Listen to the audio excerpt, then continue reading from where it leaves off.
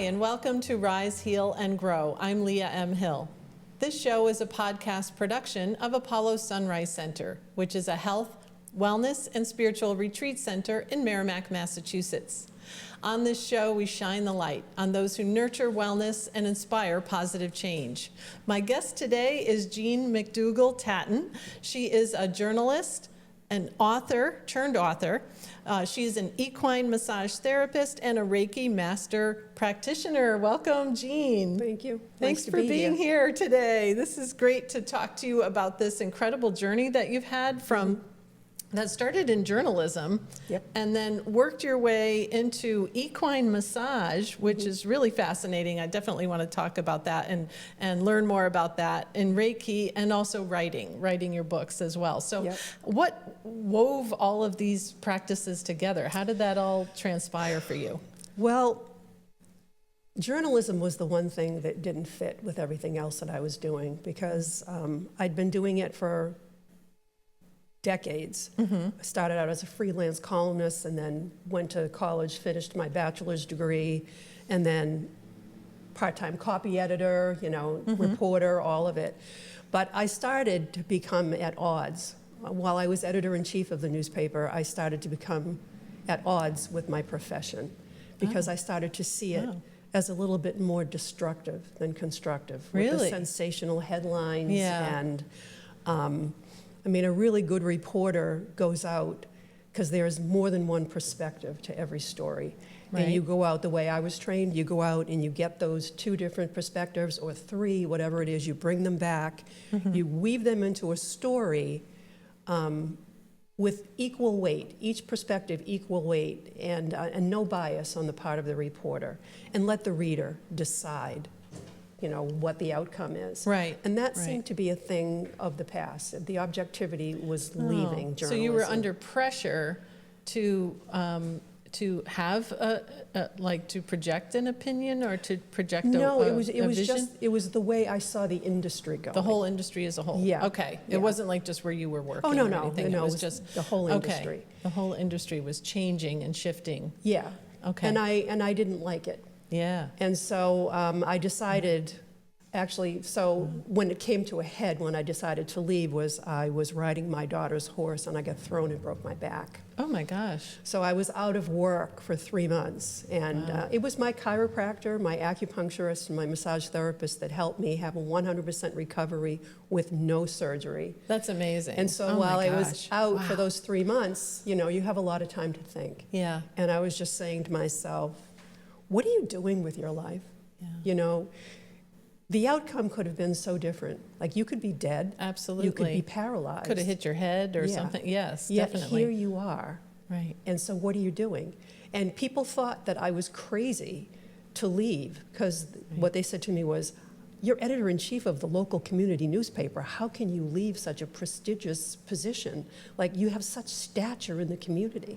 But none of that means anything if you're not happy. No, no. And that's amazing how the universe does that, right? Yes. The universe brings us these situations like that where you're actually, it was a tragic event, but you were forced to look at your life. It was a wake-up call. A wake-up call. Yeah. Wow.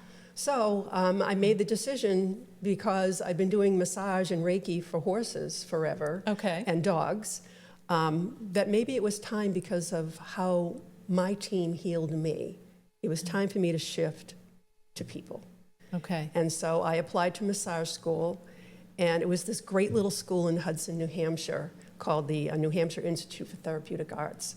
And I applied, and they had me come in, and they said to me, we would love to have you here, but there's no way you can do this and do the job you're in. Because I was still at the newspaper. Oh, right. And so it's just too much. It was too much. She said, you will not survive that. Right. Because I was working 50 to 60-hour weeks. Oh, at the right. paper. Oh, and then to start building a business. Oh, yeah. So totally. I said, will you keep my application on file for another year? And she said, yes. And I found a position in healthcare. I was working. I was a healthcare reporter and a political reporter before I became editor-in-chief. So I knew all the doctors in the city. And so I took a job at the hospital in physician relations and public relations. negotiated. Wow. They wouldn't negotiate up my salary, so I negotiated down my hours to 32. Okay. And then I could So then go you to worked it massage out. school. That's Yeah, how- and I did Again, that. another way that the universe works Yes, things out for us, absolutely. where you wouldn't have had that opportunity otherwise because you were working so many hours. And That's it sounds right. like a very intense position. It was very intense. Very intense, lots of responsibility. You couldn't have Yeah. split your time or tried to make it work. But then you were able to do that, Yeah. to find what worked for you. Yeah. Terrific. Yeah. So that led you into doing the massage work and energy work as well, or? Well, I was did that already, come already doing the Reiki. You were already doing that. Yeah. Okay. And my foray into the Reiki was actually kind of interesting because my first work with energy was with Tai Chi. Oh, so yes. I took instruction for 8 years Oh, wow. with this lovely man who was originally from Salem, Mass. And about 6 years into it, my energy shifted. And I was getting really, really frustrated, and he could see it. He was so intuitive. So he sat down next to me one day, and he said, what's going on with you? He said, like, your feet aren't even on the ground right now. Really? And I said, well, I'm having a really hard time because you keep telling me to pull my energy up through my root, and it's not there. It's coming through my crown. And I spend my whole time in class trying to reverse it. And Okay. so he put his hand on my shoulders, and he said, Tai Chi was just your first step with energy, my dear. You are a healer. You need to go Oh my do gosh, Reiki. so that was what led you to Reiki. That was what led me to Reiki, yeah. Wow, sometimes Yeah. that's all you need is just like one little push, Yep. just someone to give you that nudge that you need at that time. That when, like you said, you can't see it for yourself. No. Like your experience, you just knew I didn't that- know what it meant. You didn't know what it was. Yeah, what was happening. He had to tell me. Well, Yep. that's great. That's great that Yep. we have people in our lives sometimes that do that help us. I feel like everybody that is Awaken. in your life is there for a reason. Yeah. And everything that Yeah. happens to you is for a reason. Right. And it's not always a bad thing. Right, You know, right. It feels bad at the time, but Yeah. sometimes it's the best thing that could ever happen to you. Just a redirection, Yeah. exactly, right. Yeah. So let's talk about the horse for first. Now, this was Biz. Yes. Biz was the horse that you originally adopted for your daughter? Yeah, he was that- the reason I got into equine massage, period, because Oh. when we adopted him, he was in pretty rough shape. Like he hadn't been exercised in a really long time. He was very much underweight. Oh. He was at a great facility. He got the best of custodial care, but for some reason, the owner kind of became absent, and he was put into our path. You know, that's the only Yeah. thing I can say. I Yeah. had called an ad for one horse, and the woman and her daughter decided at the end of the day not to sell that horse. So she said to me, call my friend. She's got a horse that's for sale. He's Oh. absolutely gorgeous. You know, they'll take payments, kind of a thing. Yeah. And that was how I went to see him, and we wound up bringing him home. But he was in such bad shape that we needed to first put a lot of weight on him, and then I needed to help him get back into shape. And it's just like you or I, if we haven't been exercising for a while and all of a sudden we're put into work, Oh, yeah. we hurt. It hurts, Yeah. definitely, yes. So I had heard, it was really not popular back then, but I had heard whispers about horse massage. And so I searched and I found a video, and then I found a book, and then there was a demonstration that was going to be happening up in Raymond, New Hampshire. So I attended that, and then it helped Biz so much. And then other people started asking me if I could work on their horses. And I figured, well, if I'm going to do that, I really should be certified. So I Yeah. enrolled in equestrage and went down to Virginia Oh and my came back up with my gosh. certification. Love and it. started a practice. Right. So just explain that a little bit. You're standing next to the horse and doing the massage just like you would like a person's muscles, just like It's a little different because Okay. there's so much muscle mass with Right. a horse. You know, like Right. the smallest horse is going to be probably about 800 pounds. Biz was Oh my gosh. 1,284. Oh my goodness. So Wow.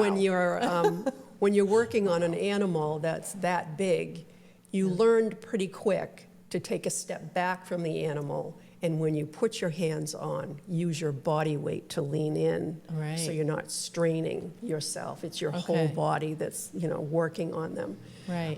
They're quadrupeds, so it's a little bit different, how the muscles work. Yep. But it's no different than you and I getting on all fours and, working with it that way. Right. Yeah. Well, and I know for people how therapeutic massage is, right? For people, I can only imagine that it would make sense that it would help the horse so much. Yeah. You need to have it. There are a lot of massage therapists that'll call me and say, I love horses. I think I'm going to start doing that.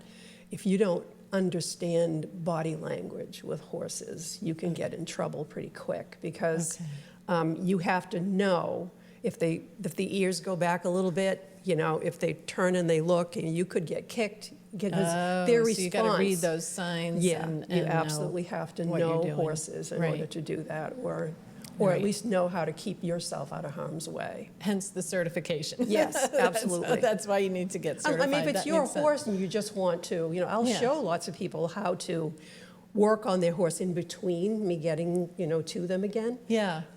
Because I think it's important. I think whatever you can do with your horse to make them feel more comfortable, to want you to be around them, that touch, that bond is invaluable. So I encourage people to do that all the time. The trust, yeah. So adopting Biz and bringing him to his best health, I would say, through all this work that you did, this changed the direction of your life. My whole life. Your whole life, wow. Yeah. And what impact did it have on your daughter? Biz changed everything. Everything. Absolutely everything. I mean, my husband even sold his boat to build the barn on the property so we could bring him home. Oh, right. So, that's so great. I mean, one parent said to me once when my daughter was showing, but we didn't own a horse yet. He said to me, he goes, they're expensive.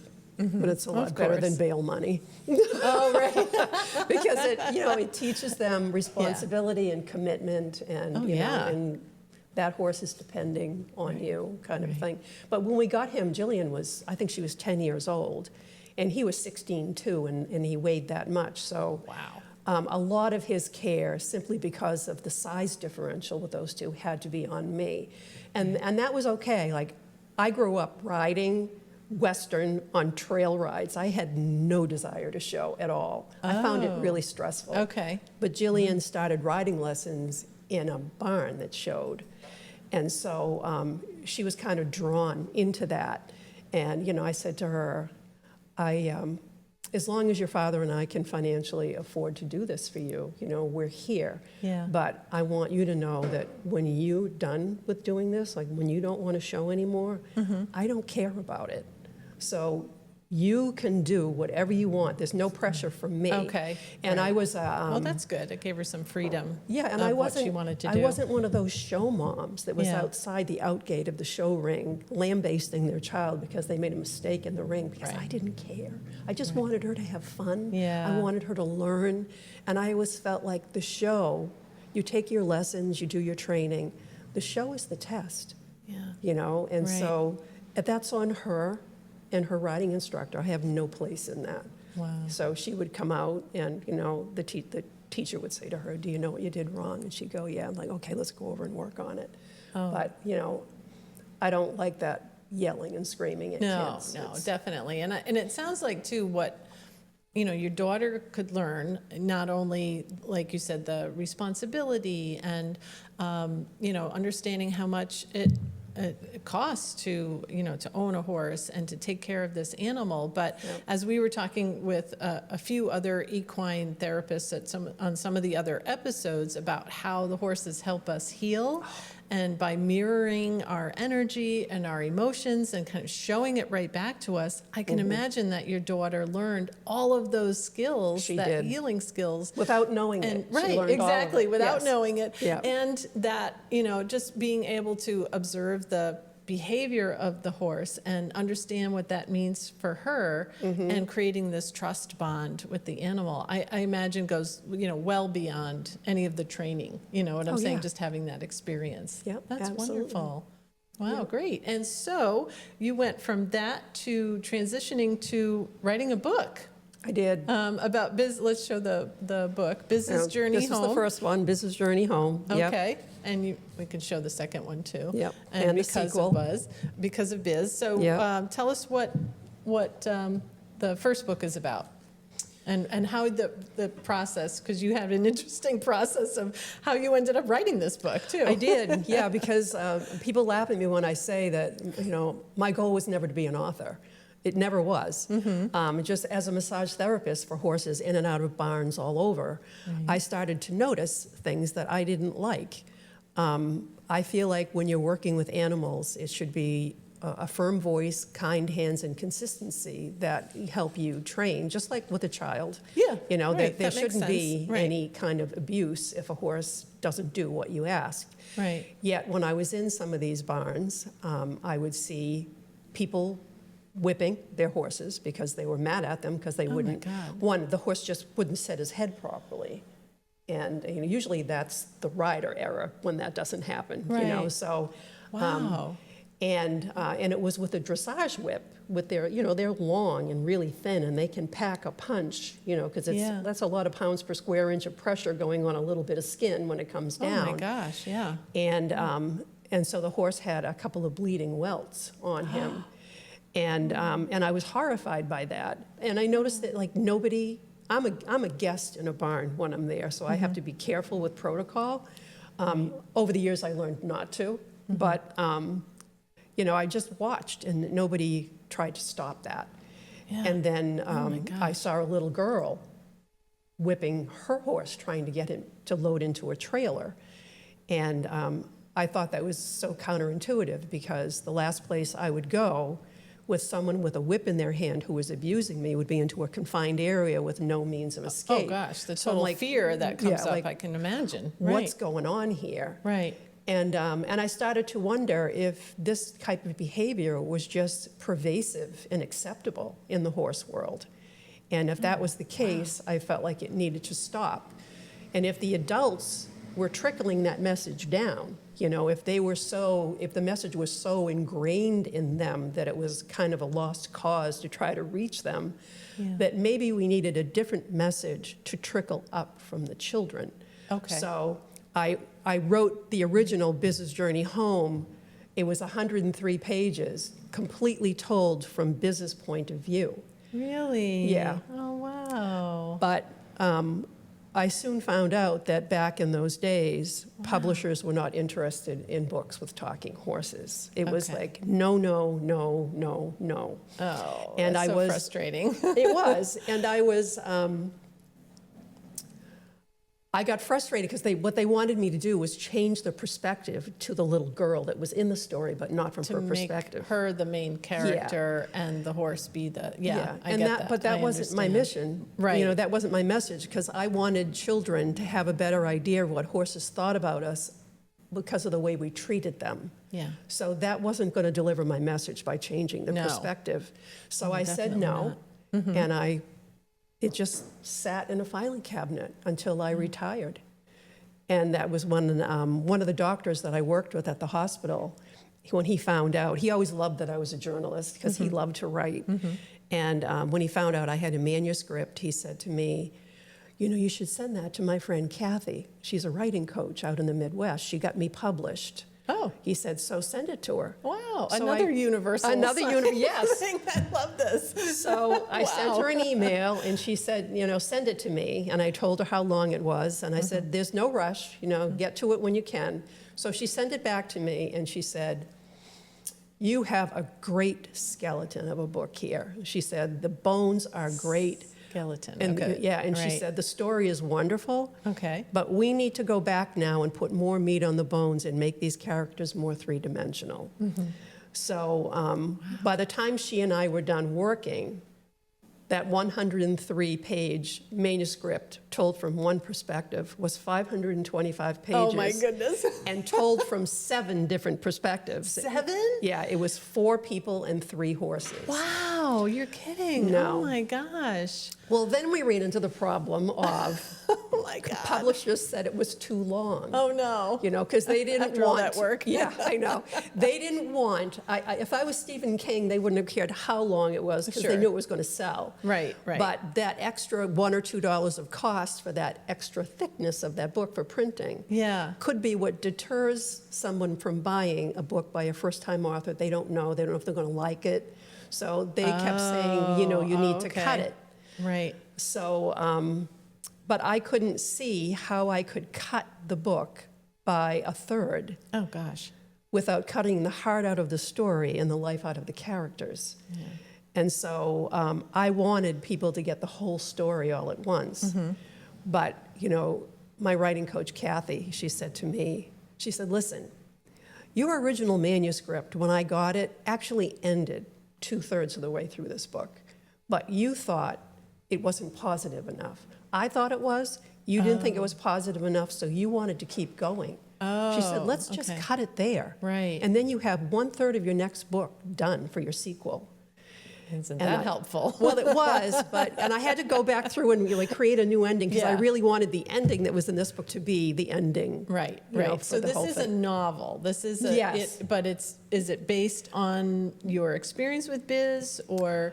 I mean, like with anything that's fiction, there's always some truth that's involved what I'm in thinking, there. Yes. Yeah. Okay. But I honored Biz by giving the horse, the main character in the horse perspectives was Biz.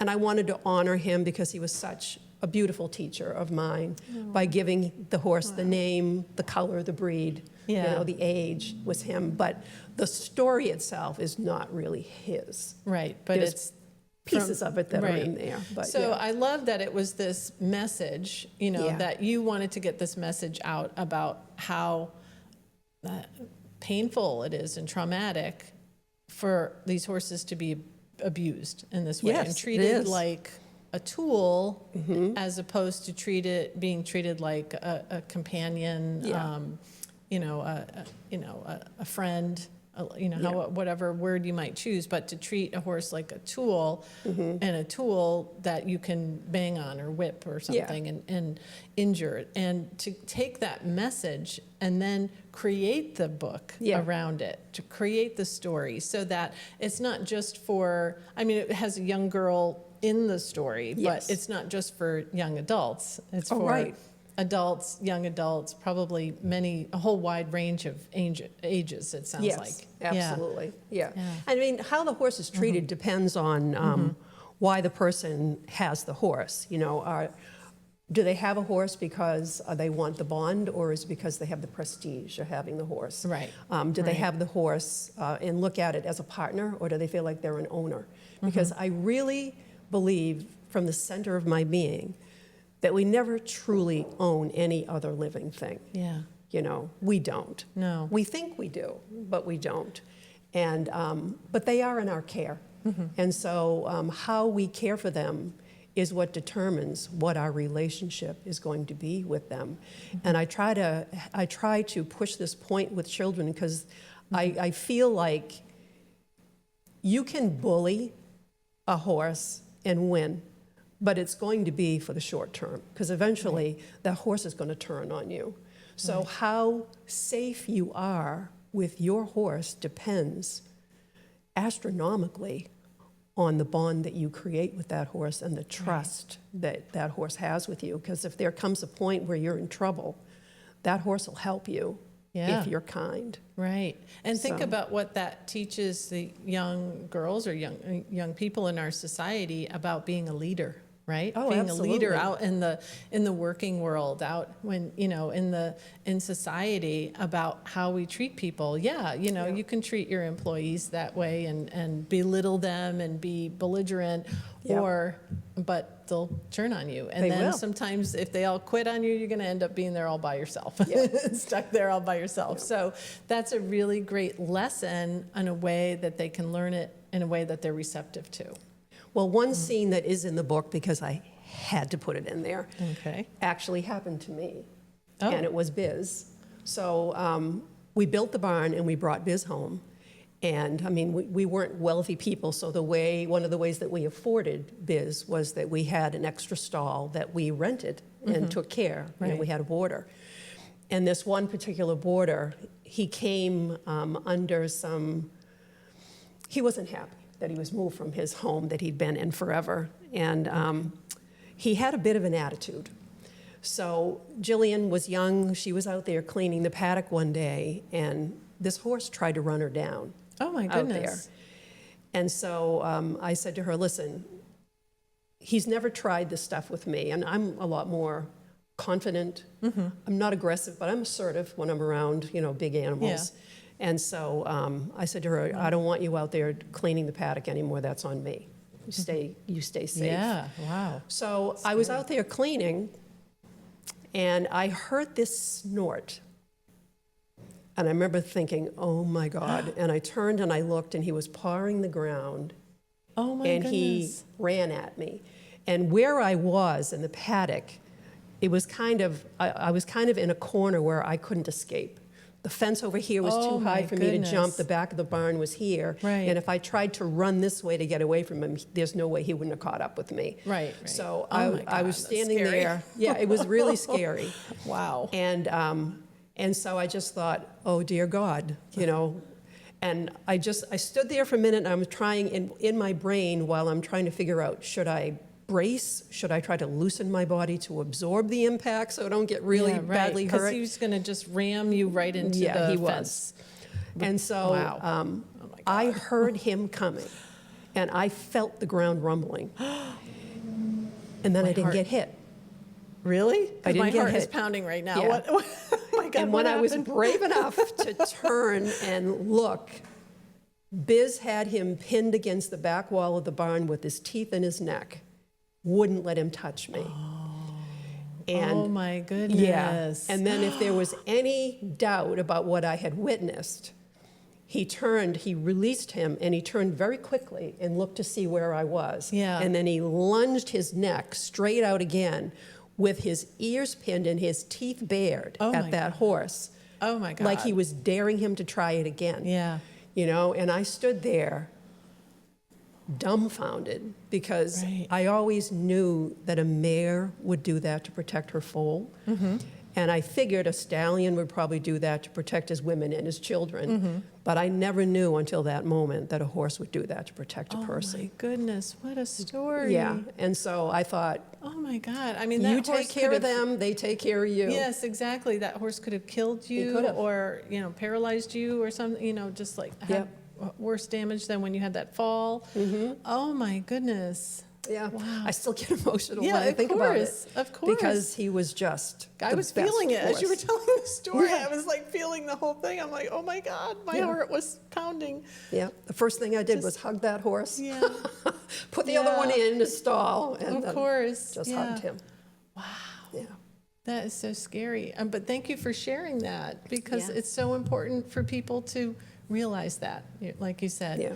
Like if you hadn't loved and cared for Biz that much, and then he might not have done anything to try to help you in that situation. He really loved us. Like if we went away on vacation, Yeah. we'd come back, and the person that stayed at the house, because you had to have somebody stay there, they're Right. like, all he did was stand in the paddock and stare at the door waiting for you to come out. Oh, of course. So, yeah. Oh my gosh. Oh, Me what a and beautiful Jillian. story. No, it was both of us. Yeah. Thank you. What a beautiful story. Oh my gosh. All right. So that story is in the first book. Yes, it is. And then the second book is a sequel. Yep. And now you're working on a third? Yes. You have another one coming I do. out? All right. And it's not, the third book is not, it's the same characters that are in these books, but it's a deeply different storyline. Through these two books, the mother in the story, she had a very painful childhood, but she doesn't talk about it. Like she alludes to it, but she's very vague in detail. Yeah. Because she kind of likes to not think about it. But in book 3, she's being drawn back into the family, and she's trying to decide whether this is what she really wants to do. So it's told in flashbacks Okay. about all the things that happened. And it winds up being a lovely story of healing between a mother and daughter, and it's about redemption. Wow. So, yeah. Oh, I got it. I good. can't wait to read all these. Yeah. I'm going to start with book 1 and work my way through. So I hope the 3rd one comes out soon. It'll probably be another year. Yeah, okay. I That's finished all right. writing it. I'm going to start working with Kathy, have her eyeball it for me before I start marketing it. And I think I might do the agent route this time.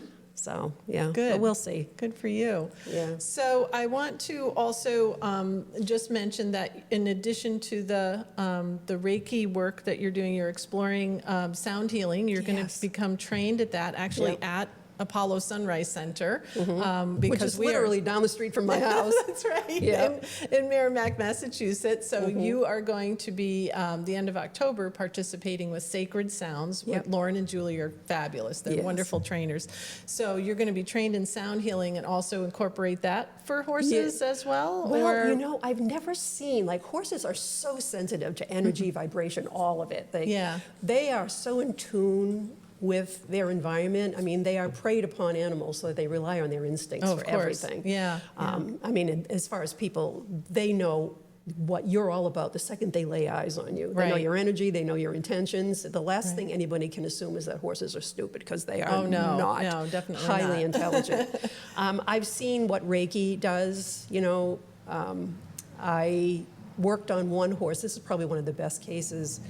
He was a retired saddlebred, and he had a lot of pain in his suspensory ligaments in the back legs. And he was in such pain that he wasn't getting much rest. And I went out there and I worked on him with Reiki, and he laid down in the stall and slept for 2 hours after I was done working on him. So, I mean, once you experience that, you're kind of hooked. You want to do it all the time. Wonderful. But sound, I don't know. I haven't experienced I haven't seen that with horses, but I really want to. You're going to explore it. Yeah, Great. I really want to. So if people want to learn more about you or find your books, where do they go? How can they find you? My website is Jean MacDougall-Tattan.com, and you can buy books on there. There are links to purchase them. You can email me for autograph copies or book sets. You know, I can do all of that. And I will be at Voices of the Valley. That's right. Yeah. All right. Coming up November 1st and 2nd at Apollo Sunrise Center. You'll get to meet Jean in person, buy her books, get them signed maybe too. Oh, sure, get them of course. signed, and you'll be a panel speaker too. Yes. So get to hear you speak too. Yep. And the registration for that is free and it's open to the public, but you do need to register, and you can do that at apollosunrise.com. Again, it's Voices of the Valley. We're featuring lots of local authors, speakers. It's going to be a really fun, great event to whether you're an aspiring reader, an author, or anyone that just likes books and wants to do something fun too. So please join us, and thank you for joining us here today on the show. It was wonderful to have you, Jean. And please tune in next time. We have lots more episodes coming up.